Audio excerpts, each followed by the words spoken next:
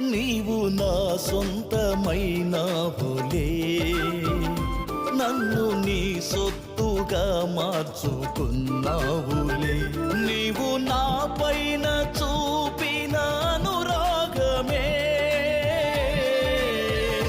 యుగ యుగాల అనుబంధమైనందున నా హృదయం హర్షించుచు సంతోషగానము చేయుచున్నది. సర్వలోకాలనే ఏలుచున్న